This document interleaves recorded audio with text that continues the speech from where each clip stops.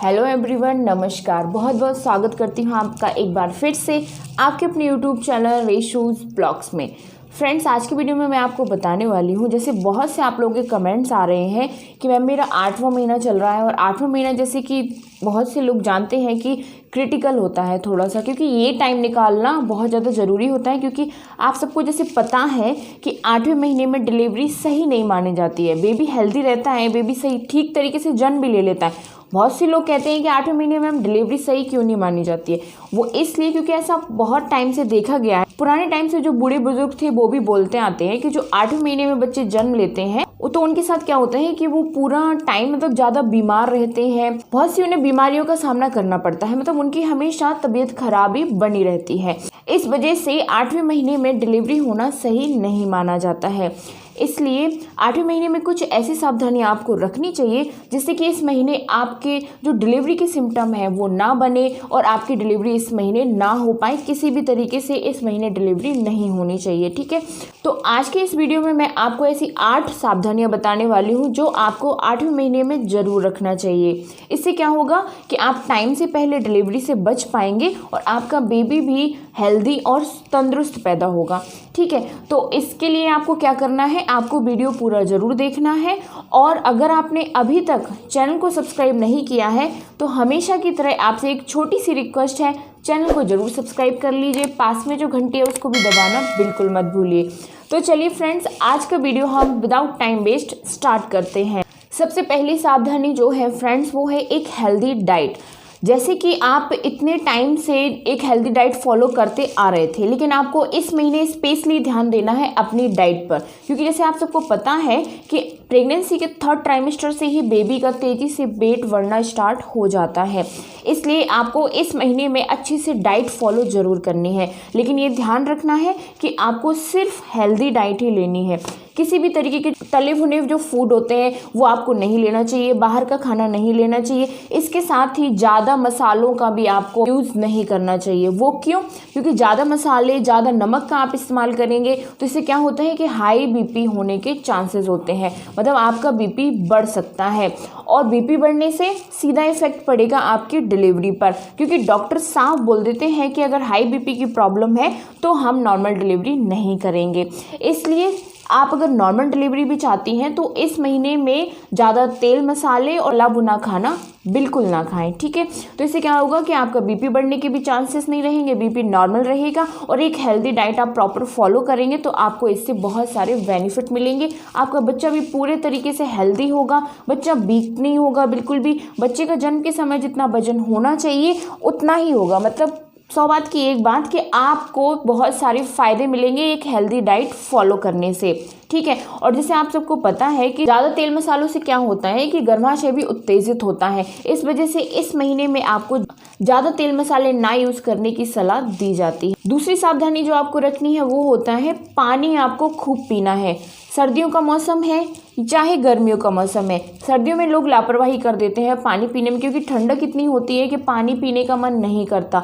तो normal time में तो चल जाता है, लेकिन आप प्रेग्नेंट हैं तो आपको अपनी पानी की क्वांटिटी पर स्पेशली ध्यान देना है। क्योंकि आपके अंदर अगर पानी की कमी हो गई तो सीधा इफेक्ट बच्चे पर पड़ेगा। क्योंकि जब आप पानी कम पिएंगी, बॉडी में पानी की कमी हो जाएगी, तो इससे क्या होगा, आपके घर में जो एमनियोटिक फ्लूइड है जिसमें आपका बच्चा रहता है वहाँ भी पानी की कमी होगी। और वहाँ पानी की कमी होने से सिजेरियन डिलीवरी के चांस तो बनेंगे ही, साथ में बच्चे की जान पर भी खतरा आता है। बच्चा कमज़ोर पैदा होता है और बहुत से कॉम्प्लिकेशन बढ़ जाते हैं जब आपके घर में एमनियोटिक फ्लूइड की थैली में एमनियोटिक फ्लूइड कम हो जाता है, मतलब कि पानी की थैली में पानी कम हो जाता है।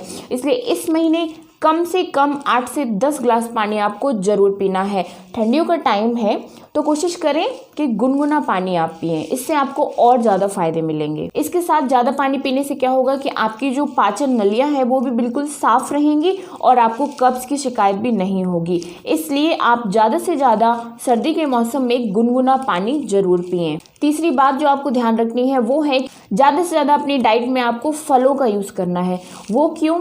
जूस आप ठीक है पी रहे हैं, कोई दिक्कत नहीं, लेकिन जूस से ज़्यादा आपको फलों का इस्तेमाल करना चाहिए, मतलब कि फ्रूट्स आपको ज़्यादा खाना चाहिए। जब उन फलों का आप जूस निकलवा देते हैं तो उसमें इतना ज़्यादा फाइबर नहीं मिलता आपको, ठीक है। तो आप क्या करें कि जूस के साथ आप फल ज़्यादा खाएं, फलों में जब आप ऐसे खाते हैं, फलों का जो पल्प होता है उसमें फाइबर ज़्यादा होता है, और जब आप जूस लेते हैं तो वो पल्प निकल जाता है। इसलिए आप फ्रूट्स खाएं, साथ में जूस भी पीते रहें, लेकिन फ्रूट्स आप ज़्यादा खाएं, इससे आपको फाइबर मिलेगा। फाइबर मिलने से क्या होगा कि आपको कब्ज़ की शिकायत नहीं होगी, और कब्ज़ की शिकायत होने से आपको बेवजह पेट में दर्द नहीं होगा, आपकी पाचन क्रिया बिल्कुल सही रहेगी। साथ में क्या होगा कि आप अगर अपनी डाइट में ज़्यादा से ज़्यादा फलों का इस्तेमाल करते हैं तो आप थायराइड, बीपी, शुगर, प्रेगनेंसी में जितनी भी कॉम्प्लिकेशन होते हैं उनसे आप बचे रहेंगे। चौथी सावधानी इसके बाद जो आपको रखनी है वो है कि इस महीने में आपको ज़्यादा खड़े नहीं रहना है। जैसे आप किचन में काम कर रही हैं तो ज़्यादा टाइम खड़े ना रहें, रेस्ट ले लेकर काम करें, क्योंकि क्या होता है कि इस समय जो बेबी ग्रोथ कर लेता है, बेबी का अच्छा खासा वजन बढ़ जाता है, तो जब आप ज़्यादा टाइम खड़े रहेंगे तो ग्रेविटी की वजह से बेबी का फोर्स नीचे पड़ेगा। तो इस वजह से इस टाइम ज़्यादा खड़े होना इग्नोर करें। किचन में है, पास में चेयर रख लें, थोड़ा सा काम करें, फिर रेस्ट करें चेयर पे, ज़्यादा टाइम तक खड़े ना रहें। इसके साथ ही हैवी वेट उठाना बिल्कुल भूल जाइए। 1 से 9 महीने भी आपको हैवी वेट नहीं उठाना चाहिए प्रेगनेंसी में। कई महिलाएं सोचती हैं कि नहीं, फर्स्ट ट्राइमेस्टर में ही ऐसा माना जाता है, बट ऐसा नहीं है। आपको तीनों ट्राइमेस्टर में वेट नहीं उठाना चाहिए जब तक आपकी डिलीवरी नहीं हो जाती है, ठीक है। इस बात का आप खास ख्याल रखें, क्योंकि वेट उठाएंगे तो वेट की वजह से क्या होगा कि आपके पेट पर दबाव पड़ेगा, दबाव पड़ने से बच्चा और जल्दी नीचे खिसक सकता है। इसलिए वेट उठाना बिल्कुल ही इस महीनों में, क्या 1 से 9 महीने में बिल्कुल ही अवॉइड करें। इसके बाद 5वीं सावधानी जो आपको रखनी है कि इस महीने में अगर आपको ज़्यादा वाटर लीकेज सब फील होता है, लगता है ज़्यादा ही पानी लीकेज हो रहा है आपके प्राइवेट पार्ट से, तो आपको क्या करना चाहिए, तुरंत डॉक्टर के पास जाना चाहिए। अगर थोड़ा थोड़ा वाटर लीकेज हो रहा है तो वो बिल्कुल नॉर्मल है। इस टाइम क्या होता है कि वाइट डिस्चार्ज की प्रॉब्लम हो जाती है, लेकिन अगर ये बिल्कुल पानी की तरह है और आपके सोने पर, बैठने पर, चलने पर ये पानी बिल्कुल कंटिन्यू निकलता जा रहा है, तो फिर ये प्रॉब्लम वाली बात हो सकती है। इसलिए ऐसे टाइम में आपको तुरंत डॉक्टर के पास जाना चाहिए। ये प्रॉब्लम 8वें 9वें महीने में देखने को मिलती है। 9वें महीने में ये नॉर्मल है क्योंकि ये डिलीवरी का सिम्टम होता है, लेकिन अगर ये प्रॉब्लम आपको 8वें महीने में होती है तो आपको तुरंत डॉक्टर के पास जाना चाहिए। इस समय देरी नहीं करनी चाहिए। 6वीं बात जो आपको ध्यान रखनी है कि आपको रूटीन बना लेना है कि डेली आपको 30 मिनट की वॉक जरूर करनी है। आपको मॉर्निंग में टाइम है तो मॉर्निंग में कर सकते हैं, इवनिंग में टाइम है तो इवनिंग में भी आप 30 मिनट की वॉक कर सकते हैं। आफ्टर डिनर दोनों के ही आपको अच्छे बेनिफिट मिलेंगे, और अगर आपको दोनों टाइम ही, अगर आपको टाइम है तो आप दोनों टाइम भी वॉक कर सकते हैं। ये क्या करेगा, आपकी नॉर्मल डिलीवरी में बहुत ज़्यादा हेल्प करेगा। इसलिए आप वॉक कंटिन्यू रखें। स्टार्टिंग प्रेगनेंसी से आप वॉक कंटिन्यू रख सकते हैं, कोई प्रॉब्लम वाली बात नहीं है। लेकिन अगर आपको डॉक्टर ने कोई कॉम्प्लिकेशन बताए हैं, किसी भी तरीके की एक्सरसाइज, वॉकिंग करने से मना किया है, तो फिर आप प्रॉपर बेड रेस्ट ही करें, फिर आप वॉक ना करें। इसके बाद जो आपको ध्यान रखना है, 7वीं बात वो है कि जैसे वॉक करने के लिए लोग सोचते हैं कि नहीं, जब हम पार्क में जाएंगे तभी जाके हम वॉकिंग कर पाएंगे, तो ऐसा नहीं है। आप अपने घर में ही, अपनी छत पर, अपने कमरे में ही वॉक कर सकते हैं। ऐसे कोई ज़रूरी नहीं है कि आप जब पार्क में जाएंगे या बाहर जाएंगे तभी आप वॉकिंग कर पाएंगे। आपको पता है कैसा टाइम चल रहा है, तो अभी घर से बाहर निकलना सेफ नहीं है, इसलिए आप अपनी छत पर या अपने कमरे में ही आधा घंटे की वॉक कर सकते हैं। 8वीं और मोस्ट इम्पोर्टेंट बात जो आपको इस महीने ध्यान रखनी है वो होती है स्ट्रेस। क्या होता है कि जब डिलीवरी का टाइम जैसे जैसे प्रेग्नेंट लेडी का नज़दीक आता है, तो जो फर्स्ट टाइम माँ बनने वाली होती हैं उनको डर लगने लगता है डिलीवरी के पेन को लेके, क्योंकि कई महिलाएं क्या होती हैं, ऐसी लेडीज़ से मिलती हैं जो उनको ऑलरेडी ही पहले ही डिलीवरी से पहले डरा देती हैं, तो उनके अंदर एक डिलीवरी को लेकर डर बैठ जाता है कि पता नहीं कितना पेन होता होगा, कैसे बेबी होता होगा, तो वो स्ट्रेस लेने लगती हैं लास्ट के महीनों में। इसलिए आपको ये चीज़ नहीं करनी है, ठीक है। स्ट्रेस इस महीने नहीं लेना है। स्ट्रेस जैसे कि आपको पता है कि बहुत बड़ा दुश्मन होता है प्रेगनेंसी में क्या नॉर्मल लाइफ में भी स्ट्रेस बहुत बड़ा दुश्मन होता है लाइफ का। इसीलिए आपको स्ट्रेस बिल्कुल नहीं लेना है। 8वां महीना आ गया है आपको केवल अपने बच्चे के बारे में सोचना है और आने वाले बेबी की वेलकम की तैयारी करना है, क्योंकि 9वां महीना जैसे ही स्टार्ट होगा तो समझ लीजिए फिर आपकी डिलीवरी कभी भी हो सकती है। इसलिए 8वें महीने में स्ट्रेस से बिल्कुल दूर रहें, ऐसे माहौल में रहें जहाँ आपको खुशी मिलती हो, ठीक है। अगर आपके घर में किसी भी तरीके के कोई लड़ाई झगड़े हैं, जहाँ आप स्ट्रेस में रहती हैं, रोती रहती हैं, वो माहौल आप छोड़ दीजिए। कुछ टाइम के लिए अपनी जिनसे आप ज़्यादा अटैच हैं उनके पास जाके रहें। क्या होगा कि आपको वहाँ खुशी मिलेगी, आप स्ट्रेस से दूर रहेंगी, ठीक है। आप स्ट्रेस लेंगी तो इसका सीधा इफेक्ट बच्चे पर पड़ता है, इसलिए आपको अपने बच्चे के लिए स्ट्रेस से दूर रहना है।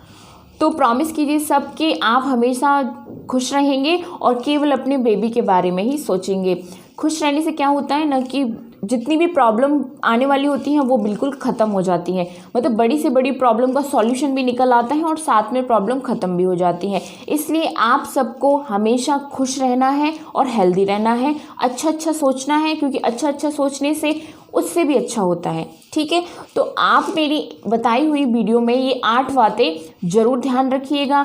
8वें महीने में अगर आपने इन 8 बातों का ध्यान रख लिया तो आपको किसी भी तरीके की परेशानी नहीं होगी और आपकी डिलीवरी भी आसानी से हो जाएगी। साथ में आपको प्रीमेच्योर डिलीवरी के चांसेस से भी नहीं डरना पड़ेगा, ठीक है फ्रेंड्स। तो आई होप आपको ये वीडियो पसंद आया होगा।